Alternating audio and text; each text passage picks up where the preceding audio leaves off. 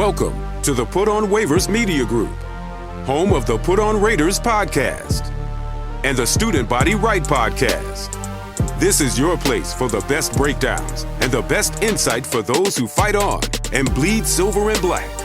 Now, here are your hosts, Dwayne Douglas and Ryan Holmes.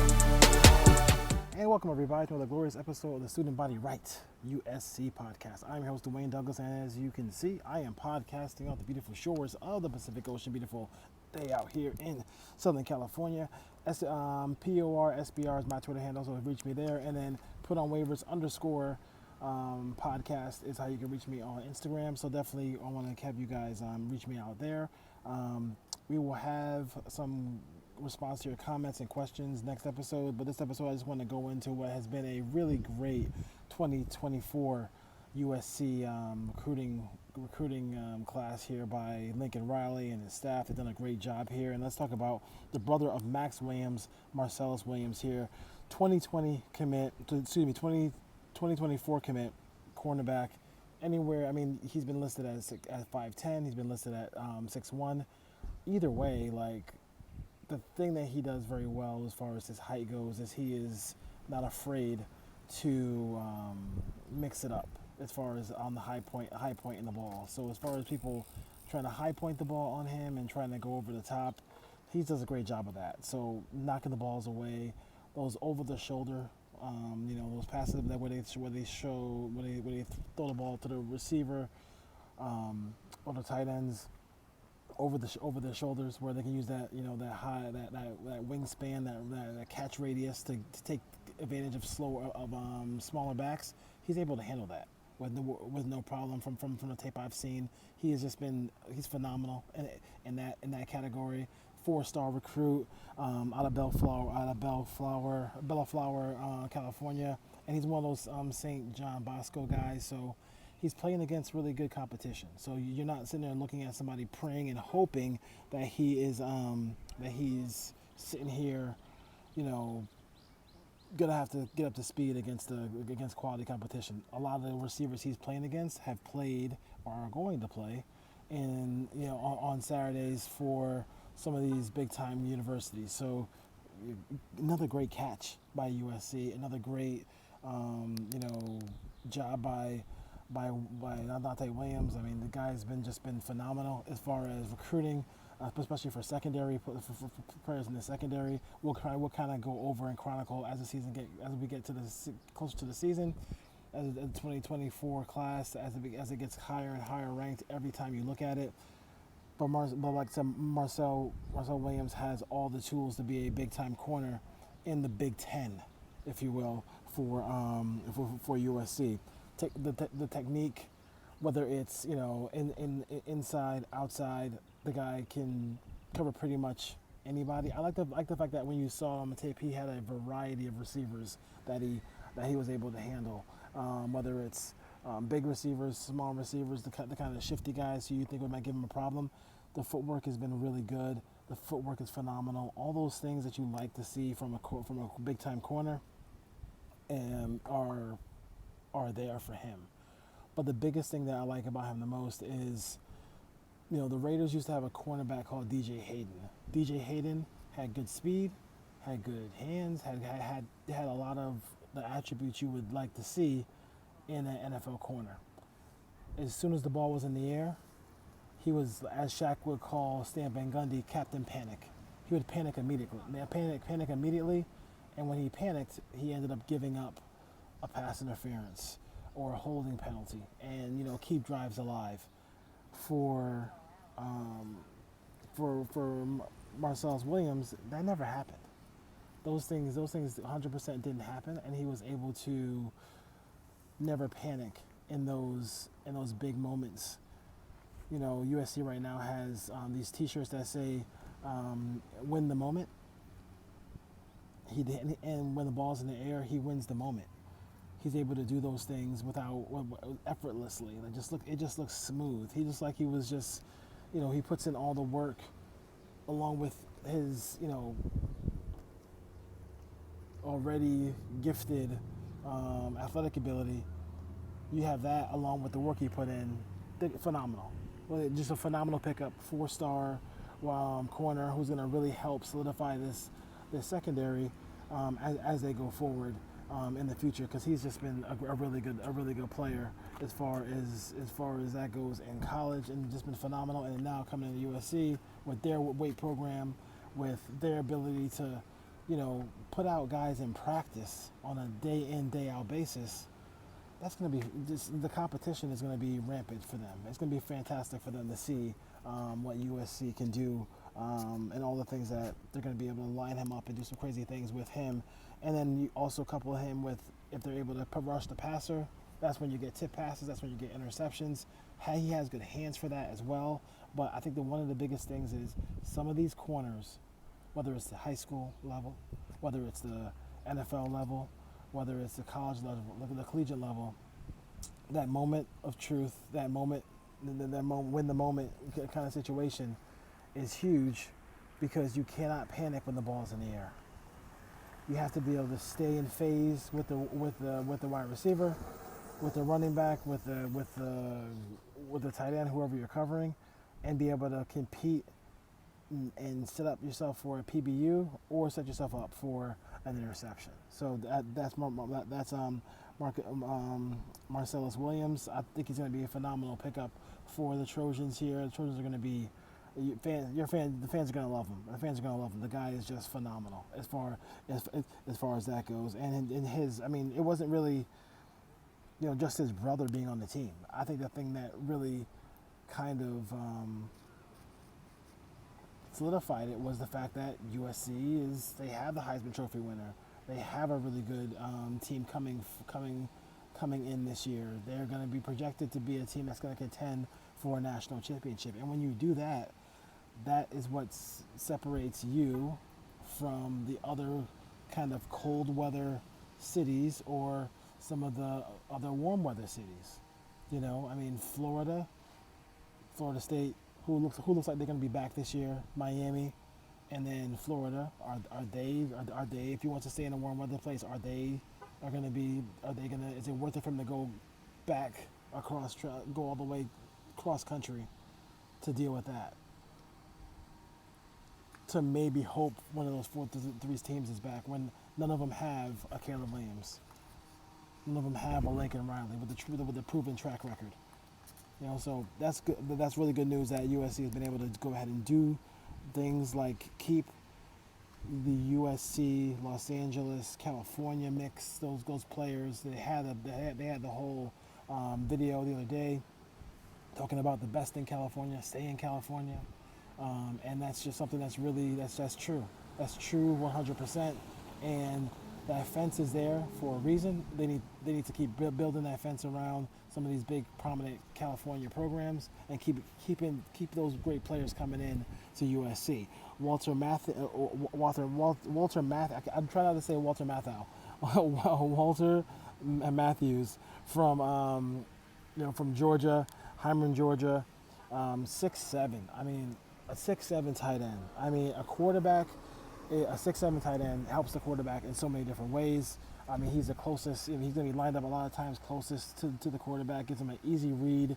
This guy's going to be able to come in and just do so much work for SC as far as catching the ball down the field in the seams. This team has so many options at tight end, or what I like to call weapon area. These guys are weapons. So they're going to be utilized as weapons instead of just as tight ends. I know they have a label of tight ends from their high school days, but Walter Matthews is going to be phenomenal. And I think he's also a guy who, you do worry about the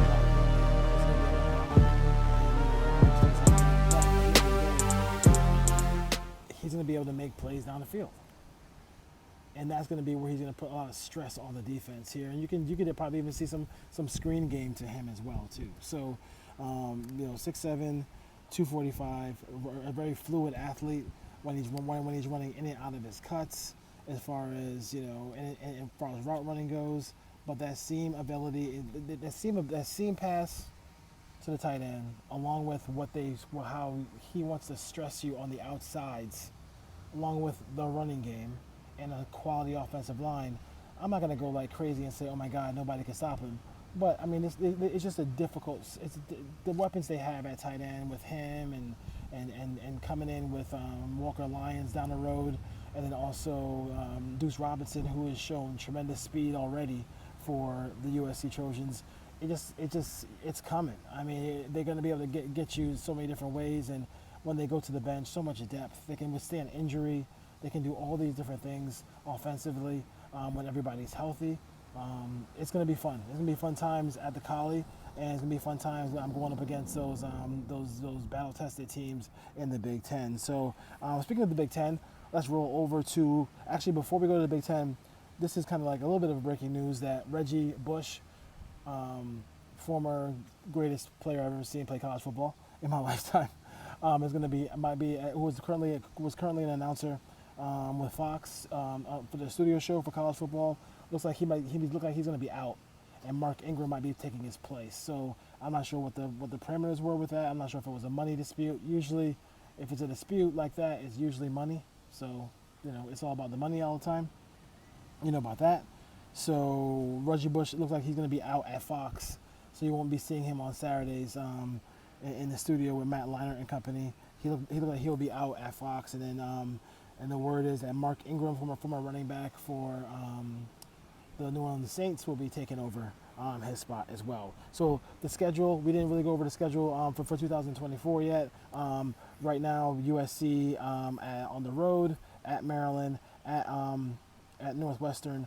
Let's see here, at Penn State, at Purdue, and at the Rose Bowl are kind of a second home for USC. And then the home games are going to be at Illinois, Iowa, Michigan, and Wisconsin.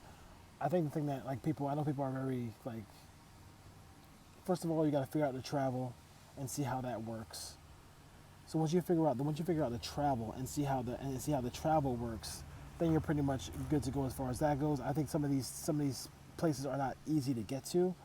Northwestern, who knows? I mean, I think there's some speculation that game against Northwestern could be at Wrigley Field.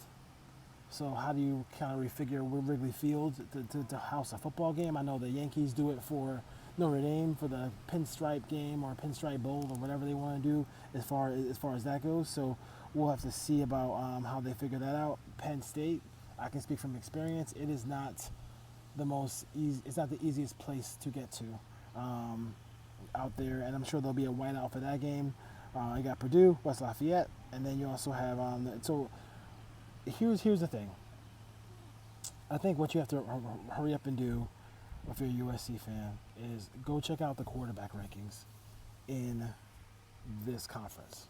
All right, just check out the quarterback rankings in this conference first and foremost, because if you don't have a quality starter,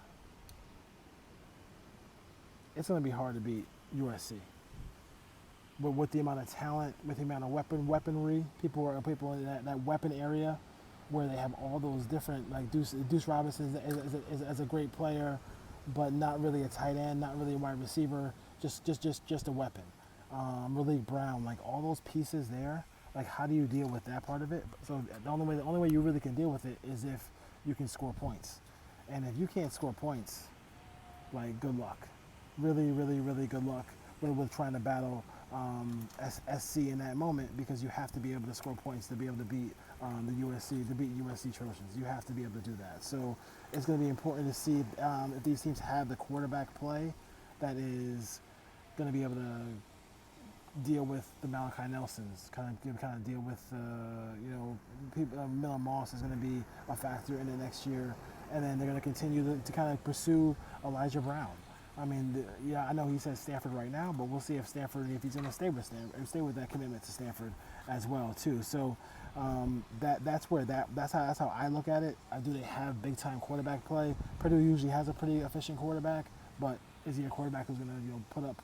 So some of these scores are pretty kind of they play a style. A lot of teams in the conference play a style that is something where the games are like natural football scores. Like C games are 27-24, 30, maybe a 31-24 game, those kind of things like that. but USC wants to USC has the ability to score a little bit more than that, and I think as they keep getting better and better, or better and better recruits, whether it's Alex Grinch or maybe they move on from Alex Grinch, they're going to become a better defensive team just by just having better players and having better recruits. So that's what I look at as far as that goes. I mean, obviously stopping the run. Everybody thinks that Iowa's going to come into SC and have 5 tight ends and then just kind of run a rough shot over USC.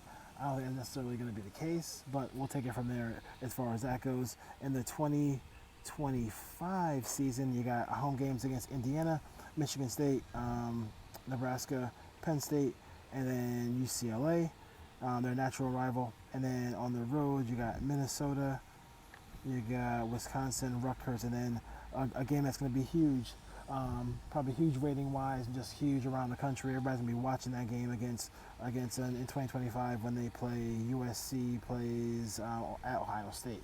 I'll have to mention also in the 2024 season, they will start the season with LSU in Allegiant Stadium. So that's going to be a big game as well. So you have some big games, and also Notre Dame as well. So you got to add Notre Dame in here. ND is always going to be a factor as well. So you got LSU.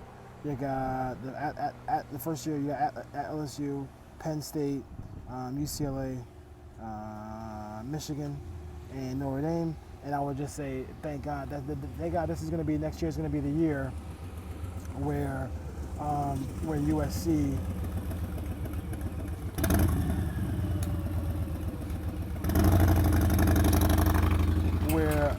Where USC has the ability to make the playoff as an 8th seed.